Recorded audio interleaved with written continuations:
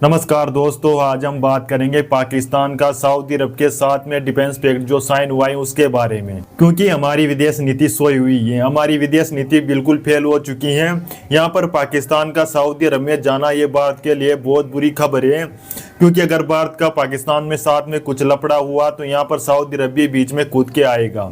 इस वजह से भारत की विदेश नीति बिल्कुल फेल हो चुकी है। और बांग्लादेश में अमेरिका का आना अभी कुछ दिन पहले ही बांग्लादेश में अमेरिकन सेना ने पैर जमाना शुरू कर दिया है। और हमारा जो विदेश मंत्री विदेशी मीडिया में बैठ के अमेरिका को ललकारने की कोशिश कर रहा था, अब वो बिल्कुल चुप हैं। जब से डोनाल्ड ट्रंप सत्ता में आई हैं तब से विदेश मंत्री एस जयशंकर कुछ बयानबाजी मीडिया में नहीं दे रही हैं। उनकी सारी हवा निकल चुकी है और हमारी विदेश जो नीति है वो बिल्कुल फेल हो चुकी है। अभी डोनाल्ड ट्रंप ने चाबार पोर्ट है जो ईरान में भारत के, उसको भी सेंसर में डाल दिया है। यहाँ पर भी एस जयशंकर कुछ नहीं कर पाए हैं। और जो हमारी गोदी मीडिया है वो बिल्कुल सोई हुई है और नरेंद्र मोदी का जो बर्थडे है उसको सेलिब्रेट करने की कोशिश कर रही है और पूरे इशू में उसको धूमधाम से मनाया जा रहा है। ये नहीं दिखाया जा रहा है कि भारत को क्या क्या नुकसान हो रहा है इस 6 महीने के अंदर, तब से डोनाल्ड ट्रंप आए हैं तब से। और जब पाकिस्तान का सऊदी अरब में जाना तो सऊदी अरब, अगर भारत ने पाकिस्तान के ऊपर हमला किया तो सऊदी अरब यहाँ पर आएगा। और ये भारत के लिए बहुत बुरी खबर है क्योंकि सऊदी अरब के पास में पैसों की कोई कमी नहीं है। सऊदी अरब के पास में सेना नहीं है पर उसके पास में पैसा बहुत है। उसके पास में अमेरिकन हथियार है जो बहुत ही एडवांस हैं। अगर वो पाकिस्तान में आ गए तो भारत को पाकिस्तान में ऑपरेशन करना बड़ा मुश्किल हो जाएगा। यहाँ पर भारत सरकार को सऊदी अरब से बात करना चाहिए इस बारे में, क्योंकि भारत सरकार अभी कुछ नहीं कर रही है। ये अभी चुनावों में व्यस्त हैं। बिहार के जो चुनाव है उनमें भारत के बड़े बड़े नेता जो विदेशी नीति को डिसाइड करते हैं वो चुनाव कर रहे हैं। उनको विदेश नीति से कोई लेना देना नहीं है।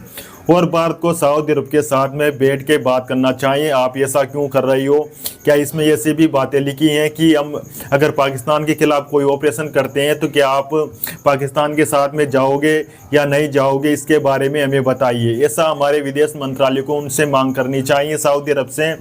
पर यहाँ पर हमारा मीडिया बिल्कुल सोया हुआ है, इस मैटर के बारे में कुछ बात नहीं की जा रही है और ये बहुत बड़ी खबर है। और दोस्तों, जो फिलिस्तीन के ऊपर इजराइल अत्याचार कर रहा है ये इजराइल के लिए बहुत बुरी खबर है। अगर पाकिस्तान सऊदी अरब में चला जाता है तो पाकिस्तान के परमाणु हथियार भी सऊदी अरब में जाएंगे। अगर इजराइल सऊदी अरब पर हमला करता है तो पाकिस्तान के परमाणु हथियार उनकी रक्षा करेंगे और वो इजराइल के लिए ठीक नहीं है। अगर यहाँ पर यूएई, कतर और ईरान, तुर्की भी आ जाते हैं तो यहाँ पर अमेरिका भी इजराइल को नहीं बचा सकता है, क्योंकि इन देशों की सेनाएं बहुत ज़्यादा हो जाएगी। और अमेरिका अपनी रक्षा करेगा या फिर इजराइल को बचाएगा, क्योंकि अरब देशों के पास में पैसों की कोई कमी नहीं है। अगर अमेरिका उनको हथियार नहीं देगा तो यहाँ पर चाइना और रशिया उनको हथियार प्रोवाइड करा सकता है। तो यहाँ पर सऊदी अरब और पाकिस्तान का जो साथ में आना है डिफेंस को लेकर, ये अरब कंट्रियों को भी और प्रोग्रेस करेगा और भी देश यहाँ इस डील में जुड़ेंगे। तो ये इजराइल के लिए बहुत बुरी खबर है और ये भारत के लिए भी एक बुरी खबर है।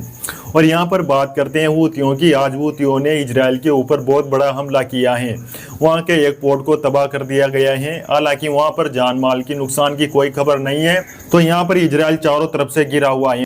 हूती उनको लगातार परेशान कर रही हैं और हूती का साथ अभी कोई नहीं दे रहा है ईरान के अलावा, और फिलिस्तीनियों को कोई नहीं बचाने की कोशिश कर रहा है। और गाजा पे लगातार इजरायली जो सेनाएं, थल सेना, वो लगातार अंदर घुस रही है और वहाँ की ज़मीनों को कब्जा करने की कोशिश कर रही है।